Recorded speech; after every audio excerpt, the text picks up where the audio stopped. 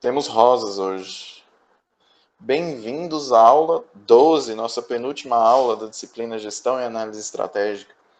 E hoje a bibliografia de referência é o penúltimo capítulo do livro do Richard Hoskinson, tá? Liderança Estratégica. O artigo de Leite e outros autores, né? Liderança Estratégica como forma de exercício de poder despersonalizado, na revista Gestão e Planejamento. O artigo de Rowe, Liderança Estratégica e Criação de Valor, da RAI. Tá? Um artigo bem clássico, que eu já utilizei, inclusive, em outras disciplinas lá no terceiro período de Planejamento Estratégico. E o livro de Wintington, Liderança Estratégica, o capítulo 3, né, do livro, O que é Estratégia.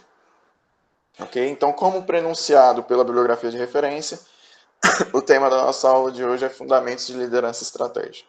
Tá bom? Então, nós vamos falar sobre liderança estratégica, o que é essa tal liderança dentro de um contexto da gestão estratégica. O que é um líder estratégico? Basicamente, toda empresa trabalha com ideia de objetivos. A gente já falou aqui sobre a relação de stewardship, a relação de agência, né, do agenciamento dos interesses dos acionistas. Então, quando a gente está falando de gerenciamento dos interesses dos acionistas, a gente está falando de uma relação de representação que os executivos normalmente fazem. E qual que é a principal tarefa que é dada a esses executivos? Faça com que a empresa se adapte e nos leve ao resultado que nós buscamos. Então, o líder estratégico é aquele que é responsável por levar a organização do ponto A ao ponto B em relação à execução das estratégias e em relação ao alcance dos resultados. Então, esse líder vai ser aquele responsável por interpretar como o ambiente está, responsável por interpretar qual que é a resposta que deve ser dada a esses estímulos ambientais e é aquele que deve tomar ação para alcançar resultados desejáveis por aqueles proprietários, por aqueles que compõem o conselho de administração de uma organização. Então, o seu papel, acima de tudo, é mobilizar pessoas, recursos, mobilizar capacidades organizacionais e, a partir dessa mobilização, alcançar os resultados desejáveis. Então, daí a gente já tira um fundamento muito importante. O líder, ele não é o responsável por fazer, mas ele é o responsável por articular as outras pessoas para que elas façam. Ele é responsável por articular, tomando decisões que permitam que a organização tenha condições de alcançar esses resultados. Portanto, o tipo de conhecimento, o tipo de competência que um líder deve ter, não é um tipo de competência simplesmente técnico, simplesmente de conhecimento adquirível num MBA, adquirível num curso. Não é algo dessa natureza. O tipo de competência desejável para um líder é uma competência muito mais voltada para a dimensão substantiva de uma organização, que são as suas pessoas, que são aqueles que vão compor uma cultura, que são aqueles que possuem um comportamento, que são aqueles que vão aprender ao longo do processo. Ou seja, então o líder é aquele que vai exercer influência sobre outras pessoas, potencializando o capital humano da organização e assim permitindo que outros alcancem os resultados sob sua batuta. Então o líder ele vai perseguir o sucesso. Né? Essa é a principal missão de um líder em uma organização. Por isso, cabe então à gestão estratégica analisar com profundidade quais são os caminhos de atuação dos executivos e da alta administração. Aqui a alta administração é entendida como esses grandes grupos de lideranças, esses grandes agentes que vão compor a liderança e que vão levar a organização ao resultado, para entender como que eles fazem, qual que é o modus operandi, qual que é a estratégia, qual que é o padrão comportamental e por aí vai. Tá? Então, o que nos interessa quando a gente está falando de liderança dentro da dimensão da gestão estratégica? Primeiro, a ênfase em como se escolhe esses líderes. Né? Como que os conselhos de administração fazem a escolha sobre quem serão as pessoas que vão compor o conselho administrativo. Né, que vão compor o board de diretores, que vão compor o grupo gerencial. O segundo ponto é a ênfase que é dada na relação desses líderes com a própria governança corporativa. Como esses líderes criam relação de transparência, como esses líderes criam uma relação de accountability, criam uma dimensão de integridade dentro da organização, permite que a organização seja reconhecida como íntegra, como uma organização que dá retorno aos seus stockholders. Tá? Além disso, a gente tem o interesse em entender como se compõe a autoadministração, ou seja, a diversificação das lideranças. E aqui, diversificação, a gente não está falando sobre diversidade naquele sentido de gênero, de raça. Também, mas a gente está falando sobre diversificação de estilos de liderança, tipos de líderes desejáveis, formas pelos quais os líderes exercem a sua influência sobre as pessoas, né? A composição do time que vai compor a autoadministração, os arranjos e combinações possíveis entre os perfis de liderança, tudo isso nos interessa na gestão e análise estratégica. E, por fim, o último ponto que nos interessa é exatamente esses estilos de atuação e os resultados que esses líderes alcançam nas práticas e táticas organizacionais. Aqui a gente está falando de Mintzberg, de strategizing, a gente está falando na capacidade dessas lideranças de alcançar resultado por meio das suas práticas cotidianas. Ok? Então, o que é a liderança estratégica? A capacidade de antecipar, vislumbrar, manter a flexibilidade de organização e capacitar outras pessoas a promover mudanças estratégicas sempre que necessário. Após a gente ter várias aulas aqui de gestão e análise estratégica, uma coisa tem que ficar muito clara para a gente. A estratégia ela é feita a partir das pessoas. Toda organização, quando ela encontra um desafio no ambiente externo, ela precisa responder isso de forma interna. E como que ela responde? Por meio da inovação, da mudança. Tudo isso só é possível por meio de um processo de aprendizagem. E o processo de aprendizagem deriva da mudança de crença, da aquisição de conhecimento, da mudança de hábitos, da mudança de rotinas, de novas abordagens, de novas tecnologias. E qual que acaba sendo o papel do líder nesse processo? Acaba sendo ele responsável por implementar ele mesmo, ele vai lá e faz tudo? Não. Cabe a ele tomar as decisões adequadas e prover as pessoas com condição para que elas aprendam, para que elas mudem, para que elas, então, melhorem os seus processos. O trabalho do líder não é entregar os melhores resultados, é achar a melhor forma para que as pessoas encontrem o seu melhor jeito de trabalhar para que assim os melhores resultados sejam alcançados. Então, o líder é uma função extremamente capacitista, porque serve para capacitar outras pessoas. O líder ele tem mais uma postura, uma função de servidão em relação ao seu liderado do que necessariamente uma função de guiar, uma função de comandar, uma função de estar por trás dando ordens. Não. Ao contrário, o líder é aquele que vai dar exemplos, que vai permitir abertura, que vai inspirar, que vai imprimir nas pessoas ideias intrigantes, ideias provocativas, que vai trazer desafios respeitosos aos trabalhadores, aos seus liderados.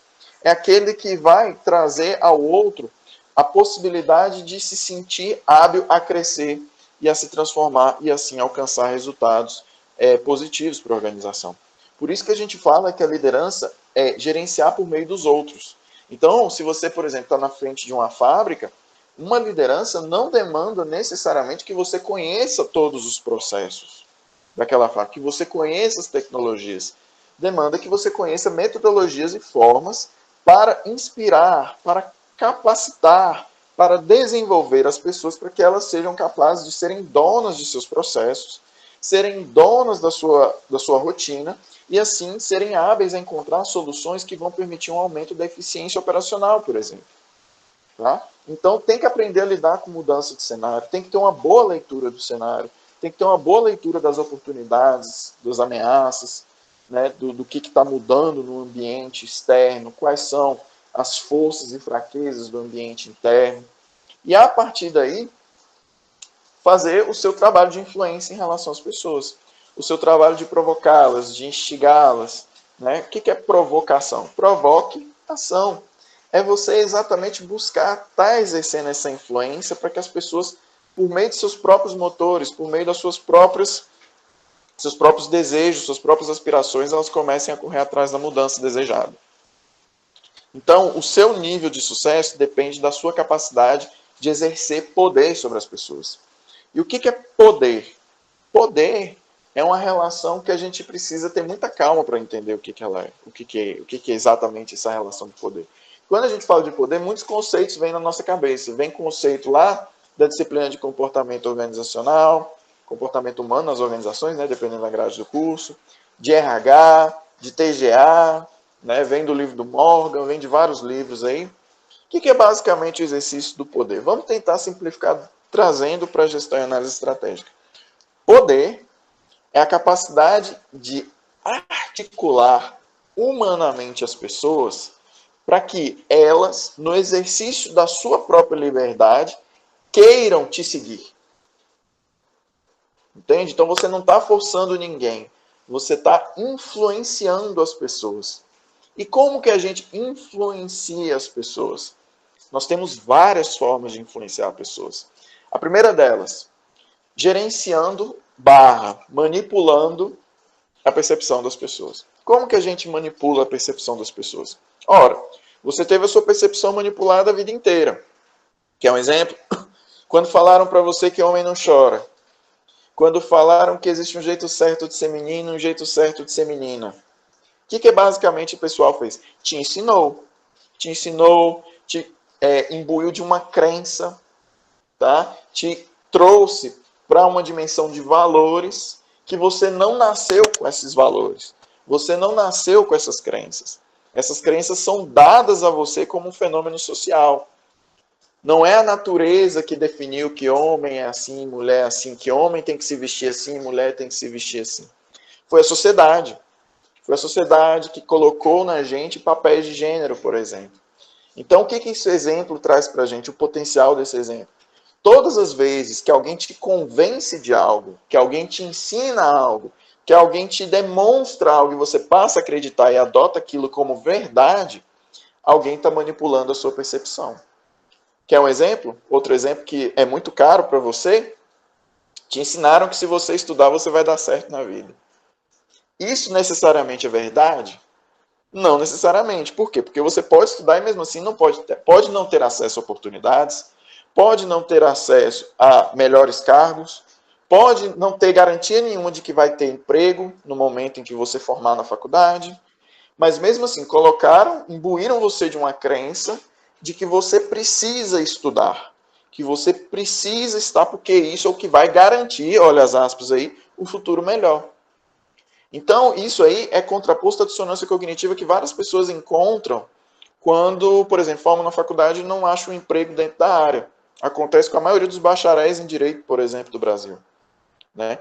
Convencer essas pessoas, um professor convence a pessoa que você precisa estudar. E a pessoa, por vontade própria, resolve estudar e vai estudar buscando esse futuro melhor, sem nenhuma garantia que esse futuro melhor vai acontecer. Então, olha aí o exercício de poder, de convencimento. O exercício de convencimento, o exercício de maniqueísmo, né, da sua percepção, para que você passe a acreditar o que eu desejo que você acredite. Tá bom? A segunda forma da gente, por exemplo, gerenciar a vontade humana, a alma humana, é por meio do jogo dos interesses. Né? Por meio de que você busca algo que eu tenho. Eu busco algo que você pode me prover. Então, por meio da nossa negociação, por meio de uma chantagem, por meio da assimetria, eu tenho muito e você tem pouco, por exemplo, nas relações de classe, eu consigo estabelecer uma relação de servidão. Na relação de classe, que é muito estudada dentro das relações de trabalho, o que a gente tinha há 3 séculos atrás? 3 séculos atrás a gente tinha escravidão.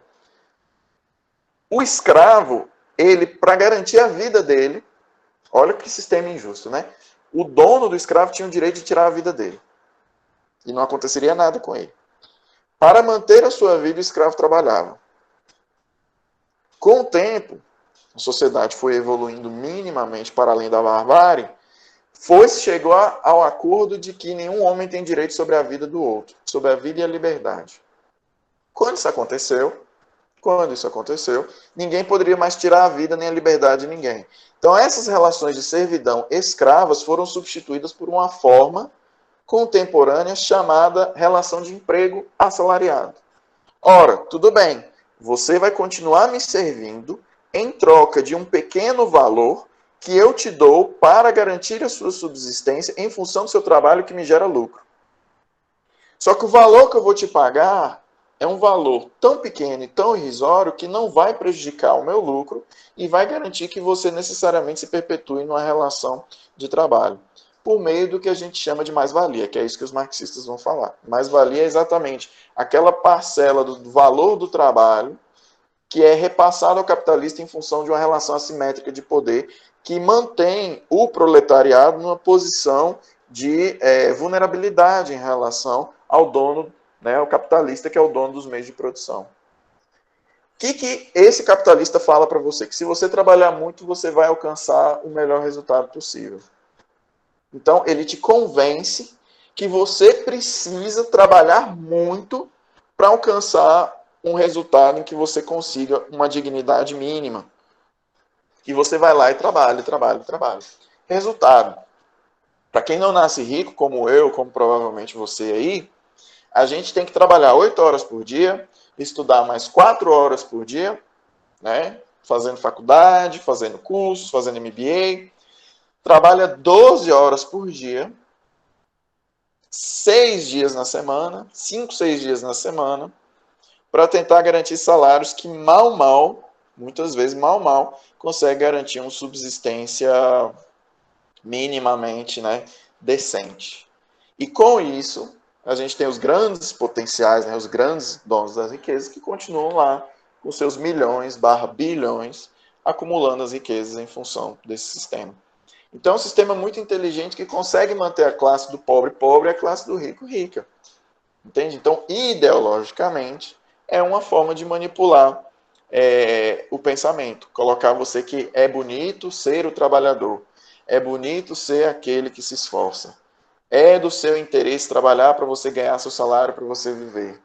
E como eu tenho dinheiro para pagar o seu salário, então eu vou te oferecer emprego e para isso você precisa cumprir tudo aquilo que eu mando para você. Então, olha que interessante. Ninguém está te forçando a trabalhar.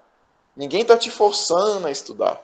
Você aí que resolveu tomar a decisão de trabalhar e estudar. Mas, de outra forma, o sistema não te permite que você viva uma vida em que você não estude e trabalhe, mantendo uma condição mínima de dignidade e consumo dentro desse sistema de produção que nós temos. Então, fica parecendo que é você que tem muita escolha. Na realidade, não tem. Tá bom? A dominação, por outro lado, né, pressupõe que não há liberdade. Quem que é alguém dominado? É alguém que está preso, é alguém que está sob uma chantagem irresistível, é alguém que está com uma arma apontada na cabeça. A pessoa não tem nenhum tipo de autonomia e exercício de liberdade para tomar a decisão. A pessoa é praticamente forçada a fazer aquilo. Então, poder é diferente de dominação. Um líder, ele não pode simplesmente chegar e falar assim, faça, seja, eu estou te forçando a fazer isso. Ele não pode dominar as pessoas. Ele pode exercer poder por meio do seu discurso, por meio das crenças que ele vai estabelecer em relação às pessoas, por meio aos valores que ele traz, por meio aos desafios que ele faz, por meio de um contexto social com crenças, hábitos, valores que existem ali, por meio de jargões, processos comunicativos que existam, hábitos, tradições, rituais, né, aspectos culturais que existem ali dentro. Ele usa desses artifícios para inspirar, para motivar as pessoas, para imprimir nessas pessoas a sua própria visão. Tá? Então, o exercício do poder, ele vai gerenciar a vontade humana. Ele vai gerenciar a capacidade volitiva das pessoas. Ele vai gerenciar a atitude das pessoas por meio de um exercício da influência. Por meio de formas diferentes de você seduzir a alma de uma pessoa. Por meio de uma crença, por meio de uma ambição, por meio de um desejo, por meio de uma necessidade. Tudo isso são formas de você exercer influência em relação a uma pessoa. Tá bom? Por isso que a gente fala que o exercício da liderança hoje, né, ela tem uma das habilidades que são mais essenciais agora no século XXI, que é a capacidade de gerenciar o capital humano. Entendendo que, vamos lá, entendendo que capital humano são todos aqueles capitais que existem dentro das organizações que pertencem às pessoas. Ora, eu tenho uma graduação, isso é um capital humano que eu tenho. Eu investi na graduação e hoje eu colho resultados da graduação. Eu investi na especialização, eu investi no mestrado, eu investi no doutorado, eu adquiri conhecimentos, eu adquiri competências, eu adquiri habilidades, eu adquiri experiência. E ao longo dessas aquisições desses capitais, eu me tornei hábil a melhorar a qualidade do meu trabalho, a tornar meu trabalho mais produtivo, tornar meu trabalho mais competitivo, mais inovador, por aí vai. Então eu tenho um valor de capital humano que foi adquirido ao longo de vários processos de aprendizagem. Toda organização é moldada por uma multiplicitude de pessoas. Então temos várias pessoas com muita diversidade, cada uma com seus capitais. O gestor, o líder, ele articula essas pessoas e seus respectivos capitais, permitindo que elas adquiram mais capitais humanos, gerenciando o nível de capacidade dessas pessoas, de que o trabalho delas vá sendo melhorado com o tempo, que elas vão se aperfeiçoando e que com isso o resultado melhor vá sendo alcançado ao longo do tempo. Então, a capacidade de gerenciar capital humano é a capacidade que o líder tem de manter o empregado dele ambicioso, motivado, direcionado para a tarefa, direcionado para o resultado, dentro de um ambiente em que essa pessoa se sinta realizada, se sinta acolhida, se sinta parte de um contexto em que ele consegue se sentir bem consigo mesmo, com sua família, com seus círculos sociais, que ele tenha a autoestima preservada e que com isso ele consiga ser mais produtivo e mais feliz. Então, esse gestor, olha o desafio dele, melhorar a vida das pessoas, transformar a vida das pessoas. E assim ele vai gerenciar então o comportamento. Transformar comportamentos, por exemplo, autodestrutivos, em comportamentos produtivos, em comportamentos de autoestima. Permitir acesso a conhecimento, transformar a crença das pessoas, permitir que elas se autodesenvolvam, inserir valores que façam sentido naquela organização, que melhorem, que desafiem o intelecto das pessoas. Esse vai ser o papel do líder. Ou seja, aquela pessoa que você olha para ela e fala assim, poxa, eu seguiria aquela pessoa, porque aquela pessoa quer meu bem, aquela pessoa quer me ver bem, eu acredito no que eu faço, eu acredito no que eu estou fazendo, eu acredito na integridade dessa pessoa, no discurso dela, eu sei onde a gente quer chegar, eu me sinto motivado. E é por isso que eu vou buscar ser o melhor que eu consigo ser. Um líder que chega nesse patamar, ele consegue então angariar a potencialidade dos capitais humanos dentro de uma organização. Por isso que então é tão importante gerenciar comportamento e cultura diante do cenário. O sucesso ou o erro de um gerencial de um líder depende exatamente dessa correta leitura do ambiente, das pessoas, da cultura e da capacidade de responder a esse ambiente, essas pessoas, essa cultura dentro da organização. Nós temos alguns estilos de liderança que existem hoje na literatura, né? A gente tem, depende da tipologia onde você for buscar, existe a liderança que foi lá, a tipologia de Weber, por exemplo, né? Existe a tipologia dentro do comportamento humano nas organizações, existem várias tipologias. A que nos interessa em gestão e análise estratégica diz respeito a dois modelos específicos. O modelo da liderança gerencial, visionária e estratégica, é o primeiro modelo. O segundo modelo é o de Myers Snow, tá? Que é da liderança defensiva, exploradora, analista e reativa. Nós vamos explicar cada um desses aqui agora, tá bom? Então, primeiro modelo.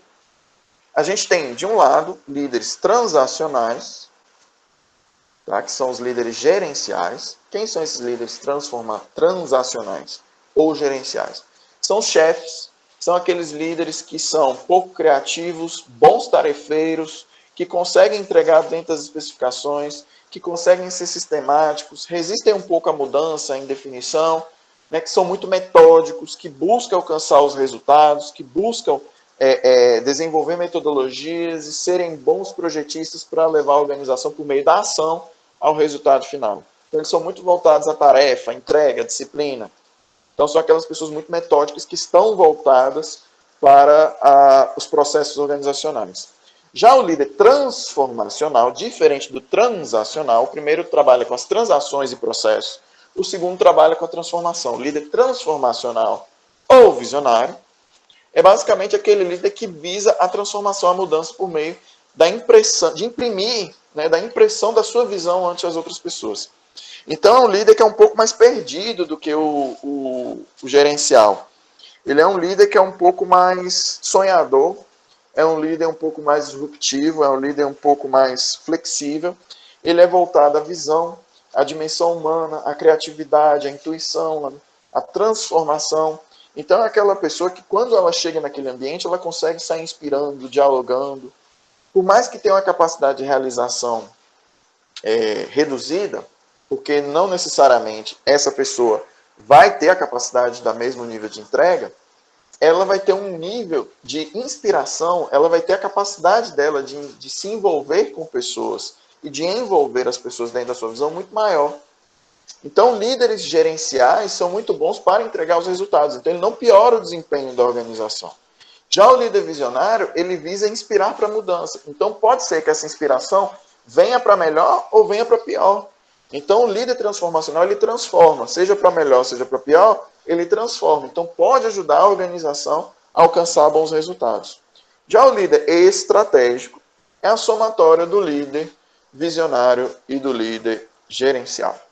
É quando uma mesma pessoa ela consegue ser organizada, ser capaz de entregar, de estruturar, por meio da ação, desenvolver, e por meio da visão, inspirar.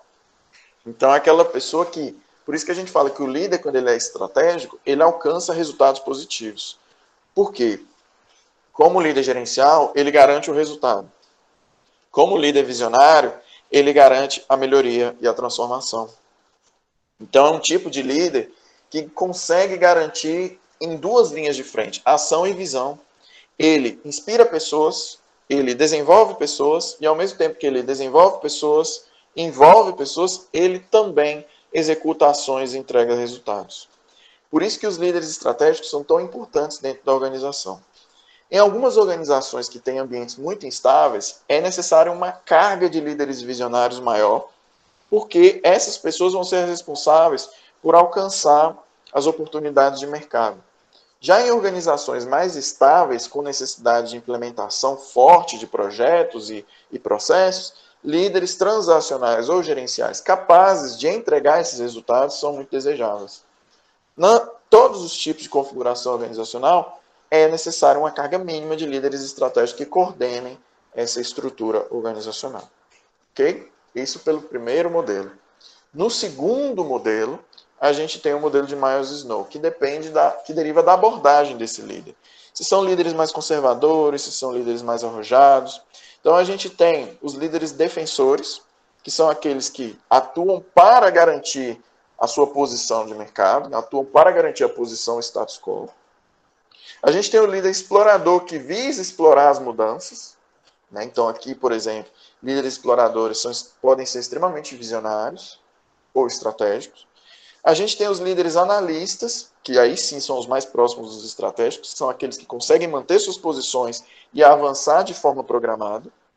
E a gente tem os líderes reativos, que basicamente são aqueles que só reagem aos estímulos externos quando normalmente já é tarde demais. Isso aí é considerado uma não estratégia, uma liderança tardia, uma incapacidade de liderança estratégica. Ok? Então, o líder defensor, ele pode analogamente ser comparado ao líder transacional, ao líder gerencial. Por quê? Porque ele garante a estrutura sólida de uma organização. O líder explorador, analogamente, ele pode ser comparado ao líder transformacional, ao líder visionário. E o líder analista, ele pode ser comparado ao líder estratégico, que é basicamente aquele que vai de forma ponderada, galgando posições dentro do mercado, dentro da organização, ok? Como se escolhe um líder estratégico? Esse é o nosso segundo eixo da aula. São alguns fatores que vão impactar esse escopo, da escolha, da atuação de um executivo.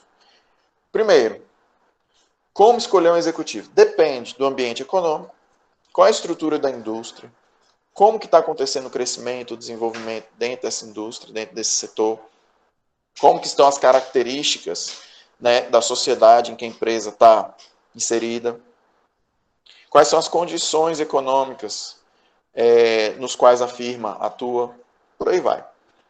A segunda é a característica do mercado, quão competitivo esse mercado é, qual é a estrutura da concorrência, qual é o grau de diferenciação, qual é a estratégia genérica adotada pela organização.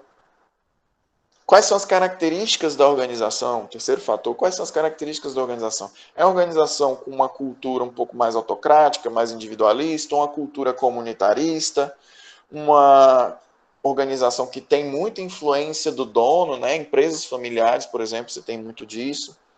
Né? Quais são os recursos disponíveis dentro da organização? E, por fim, quais são as características desejáveis, né, do gerente que vai atuar dentro dessa organização?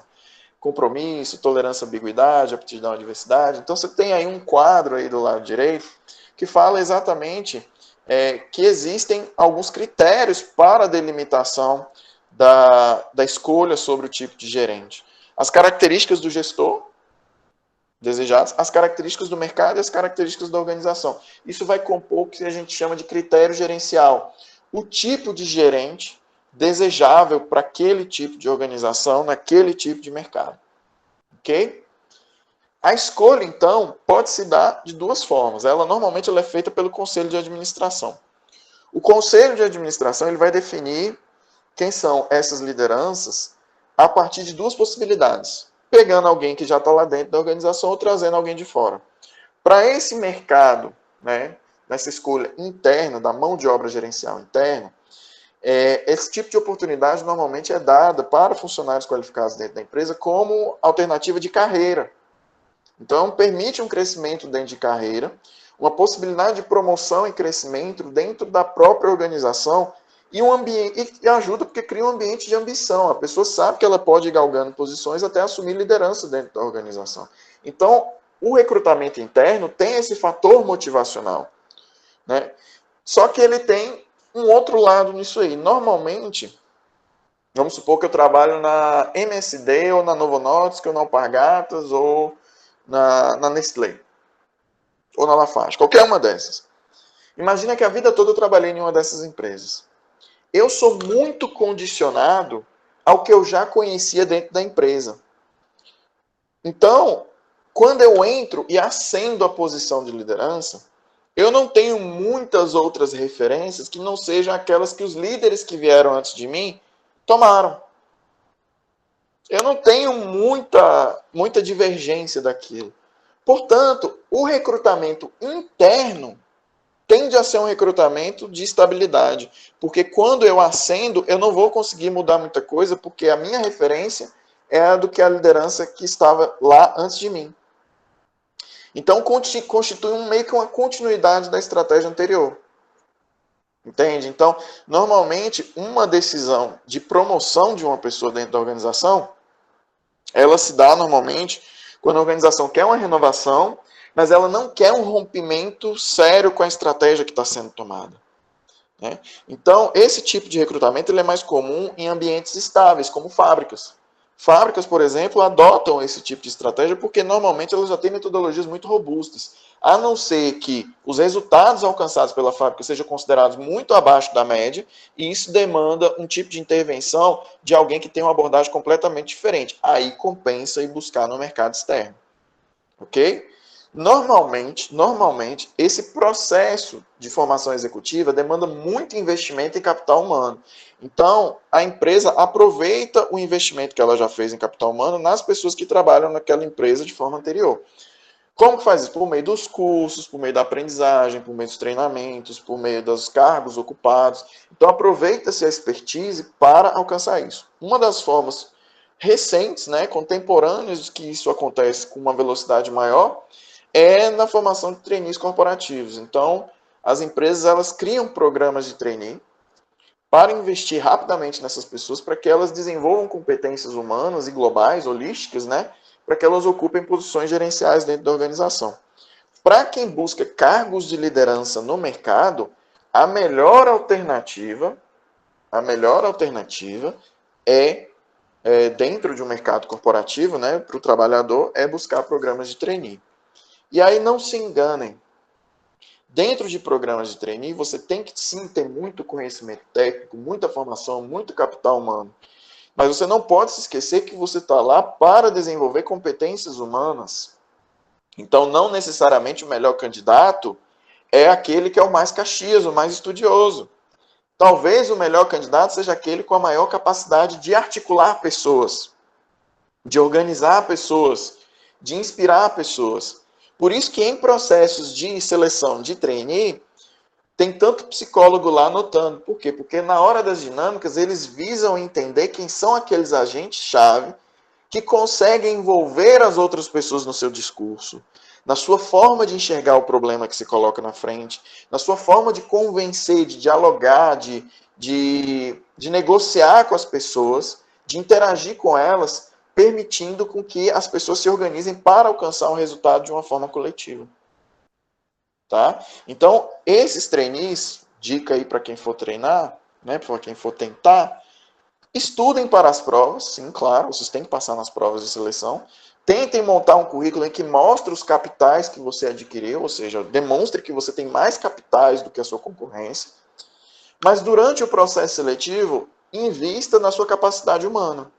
Invista na sua capacidade, no momento da apresentação, de ter uma boa oratória, no momento do desenvolvimento das entrevistas, de conseguir ter uma interlocução adequada, envolvente, dinâmica com as pessoas, que faça com que a sua vida, o seu interesse, o seu perfil seja interessante. Não seja aquela pessoa que se diminui, por exemplo. Seja aquela pessoa que demonstra o quanto você é interessante. E, por fim, em processos dinâmicos, não se esqueça que o que está sendo avaliado ali não é sua capacidade de dar resposta. O que está sendo avaliado ali é a sua capacidade de influenciar, interagir com as pessoas, porque o seu trabalho vai ser esse. Vai ser comandar, vai ser liderar. Espera-se que no futuro você assuma posições estratégicas. E para isso você tem que ter capacidade de convencer as pessoas, de dialogar, de ter um discurso envolvente, de imprimir a visão para outras pessoas. E é exatamente esse perfil de dominância, né, de imponência, que é esperado de um líder dentro desse processo de seleção de trainees. Me empolguei, né, para falar sobre o mercado interno, agora vamos para o caso do mercado externo, né, no caso de mão de obra gerencial externa. Quando a gente busca esses líderes, a gente busca normalmente pessoas altamente qualificadas e com experiência. Então, normalmente, quando é a aquisição de talentos externos, né, de pessoas que vêm do mercado, o que se busca é uma mudança da abordagem da organização. O que se busca é exatamente uma mudança radical dentro da cultura, dentro do perfil de atuação, do perfil do trabalhador que está dentro da empresa, trazendo inovações, trazendo mudanças, né? Normalmente esse tipo de contratação acontece em período de turbulência, deriva de recrutamento externo. E aí os melhores lugares para você buscar é com headhunters, normalmente são buscados executivos. Eu já vi exemplo de empresa que, para contratar um executivo, anunciou em uma página inteira na revista Você S.A., esperando que algum outro executivo de São Paulo, do Rio de Janeiro, de alguma capital, por exemplo, de Brasília, do Rio Grande do Sul, isso em Minas Gerais, tá? Lesse essa matéria para se interessar em relação à vaga, porque o perfil é tão específico que às vezes você tem que anunciar em jornal de circulação nacional ou em lugares de mídia de negócios, esperando que esses grandes agentes possam se apresentar. Uma ferramenta muito interessante que tem sido utilizada é o LinkedIn, né, nesse sentido, para tentar fazer esse trabalho de headhunting, né, que é exatamente caçar esses talentos que vão compor esses perfis gerenciais, tá bom? E aqui a gente tem um esquema desse efeito da sucessão do CEO, né? Então, quando a gente tem uma composição homogênea e quando a gente tem uma composição heterogênea de lideranças, nós temos dois efeitos, né? Em uma liderança homogênea e com sucessão interna, uma liderança com perfis equivalentes e com sucessões internas, fica muito claro para a gente que a estratégia é estável, que o que se busca é a continuidade, né? Já no perfil de liderança heterogênea, né, com diferentes perfis de líderes, alguns mais inovadores, outros gerenciais, outros estratégicos, e com sucessão interna, a gente ainda tem uma continuidade, mas com algum nível de inovação.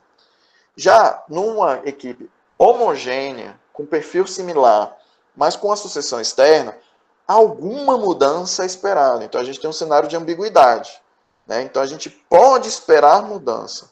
Agora, quando o perfil é muito heterogêneo, vários estilos de liderança e uma sucessão externa, aí você pode esperar conflito, mudança estratégica, uma mudança total de orientação, muitas vezes demissão em massa, recontratação em massa, uma mudança completa de abordagem dentro da organização. Então, a sucessão de CEOs e de dirigentes organizacionais é sempre um momento de interpretação dentro da organização. Se é alguém que ocupa essa posição, que já era de dentro de uma liderança que já tem uma certa coesão, não espere muita mudança dentro da abordagem estratégica. Espere a mudança quando vier alguém de fora. Espere a mudança quando o perfil heterogêneo dessa gestão, associado com uma contratação externa, ela pode vir trazer grandes mudanças de abordagem dentro desse perfil gerencial, desse perfil organizacional. Ok? Então, o momento de sucessão é um momento importante para a gente entender e analisar o direcionamento estratégico que está sendo dado à organização naquela fase da vida dela, do ciclo de vida dela. Recentemente, nós temos algumas mudanças paradigmáticas sobre a atuação do líder, tá bom? Por quê? Porque o exercício da liderança, ele, por muitos anos, tá? Eu estou falando aqui do início do século XX até, por exemplo, a década de 70, década de 80, a liderança ela foi considerada quase como um atributo divinizado. Via-se muito a ideia do gerente-herói, do líder-herói, que são pessoas iluminadas, que têm características de que Deus deu para elas e que elas são muito capazes de exercer influência. Então, por muitos anos, liderança foi considerada um atributo inato do sujeito. Portanto, era quase como se fosse um dom do sujeito e não era passível de aprendizagem. Então, a gente estudava as características das pessoas para entender quem eram esses líderes, porque a administração se resumia a identificar quem tinha perfil de líder e quem não tinha. Dessa forma determinística mesmo. Se você não tinha perfil, você nunca ia conseguir ser líder. E com isso a organização ela meio que se limitava a tentar entender quem eram as pessoas com perfil de liderança e quem não era, para dar oportunidade para essas pessoas. Com o tempo, a administração ela mudou para entender essas capacidades e comportamentos dos gerentes, para as pessoas aprenderem a copiar esse processo de liderança. Então, as características empreendedoras, as características de liderança, se tornaram objeto de interesse da administração para criar cartilhas de como nós poderíamos ser e desenvolver lideranças a partir de um perfil como proatividade, comunicação, oratória, e com isso treinar pessoas para que elas desenvolvessem essas competências e assim conseguissem se tornar líderes por meio da aprendizagem e aquisição de capitais comportamentais, tá? Então, a gente estudava essas características e capacidades dos grandes gerentes como atributos, tentando reproduzir isso em nível individual. Liderança, dentro desse contexto, numa sociedade extremamente machista, numa sociedade que era composta por lideranças quase que exclusivamente masculinas, permitiram com que a liderança fosse vista como um fenômeno estritamente masculino por muitas décadas. Então, tudo aquilo que era associado à liderança era associado à masculinidade.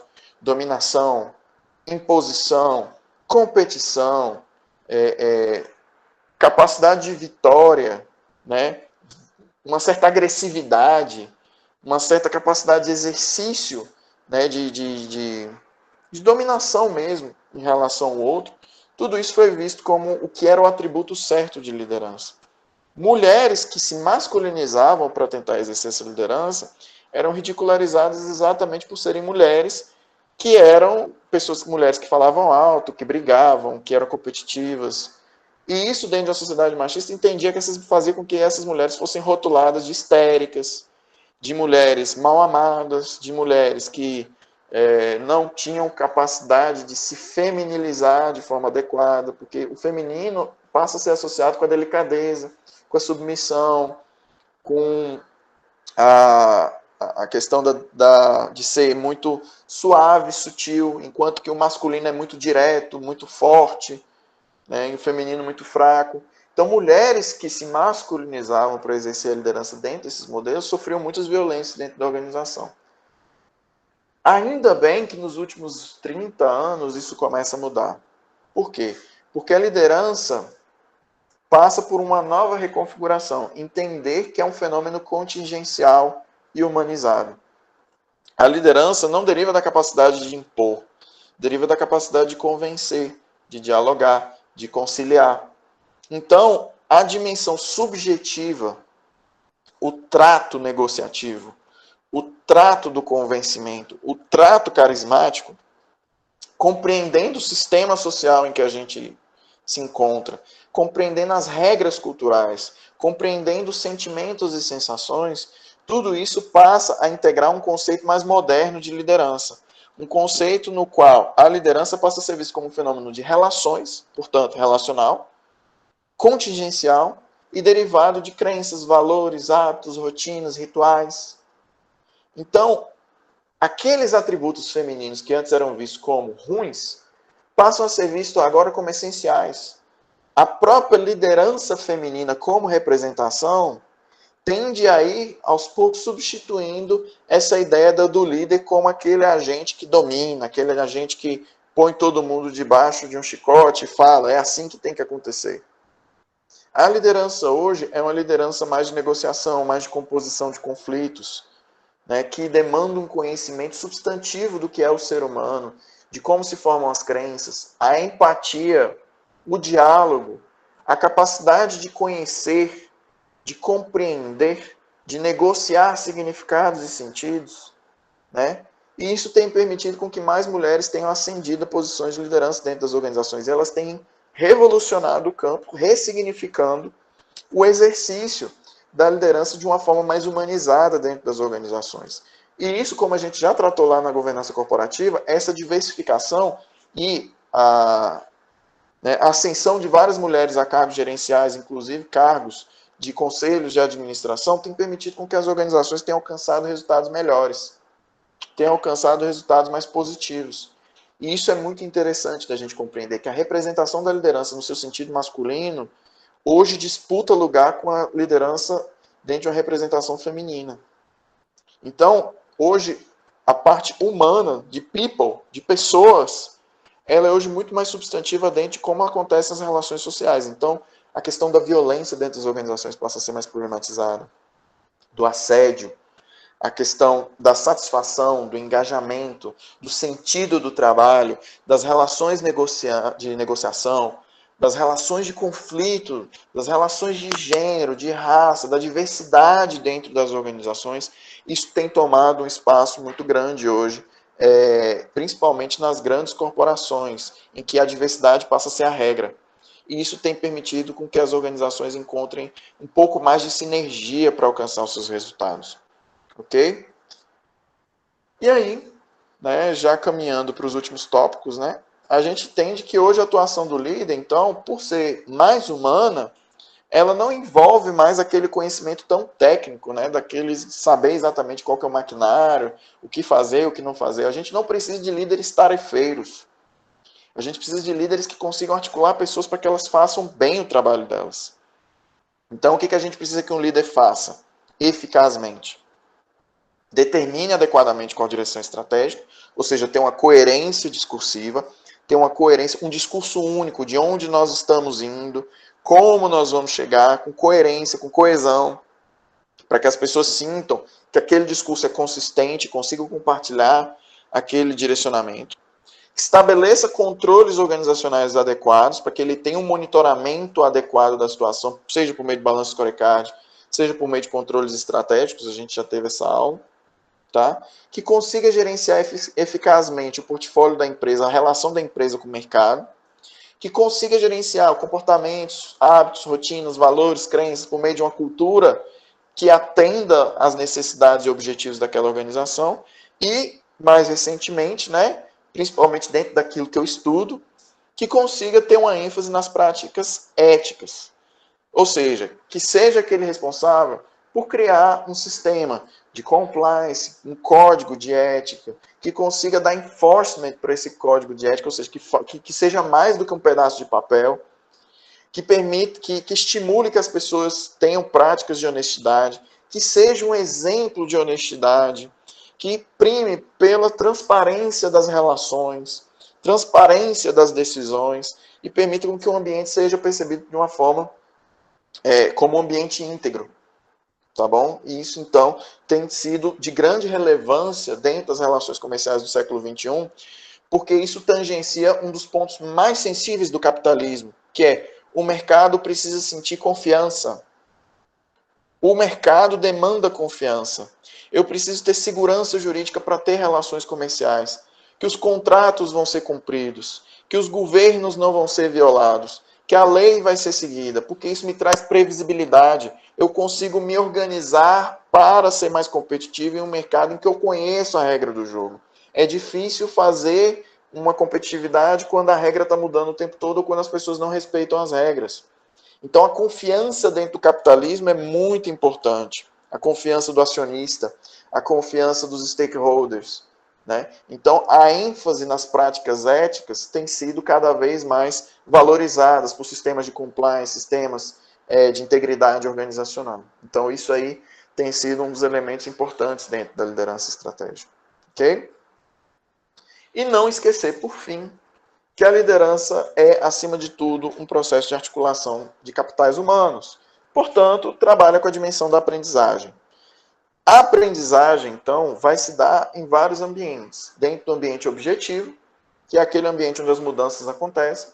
Do ambiente subjetivo, onde a gente interpreta as mudanças que estão acontecendo, atribui uma percepção, um sentido a elas. E do ambiente declarado, que é o ambiente das nossas análises, dos nossos dados, dos nossos controles. Dentro desses três ambientes, nós temos, olha aí na figura ao lado direito, o processo estratégico. Ou seja, você tem que, como líder, compreender o ambiente externo, compreender as interpretações que são dadas, as crenças, os valores, né, os conhecimentos que são criados em relação ao ambiente externo, e também as análises, como um processo racional. E a partir da intersecção entre esses três ambientes, gerar decisões que permitam com que as pessoas aprendam, que permitam com que as pessoas melhorem, que permitem com que as pessoas se sintam mais desafiadas. É fundamental exercer o tempo todo, enquanto líder, a sua capacidade de inteligência analítica. Trabalhar ambientes, trabalhar pessoas, trabalhar desafios. Então, é normal que o processo de liderança seja um processo de aprendizagem, seja um processo de crescimento, um processo de acúmulo de capitais, um processo incremental de desenvolvimento, melhorias e inovação, um processo incremental de transformação dentro da organização. Por isso que a gente fala da importância do líder transformacional, porque o que se busca é a transformação do ambiente, a transformação das pessoas por meio do exercício da liderança. Ok? Bom, sobre liderança estratégica que eu tinha, era isso. Eu agradeço, então abro agora para dúvidas e questionamentos e debates. Muito obrigado.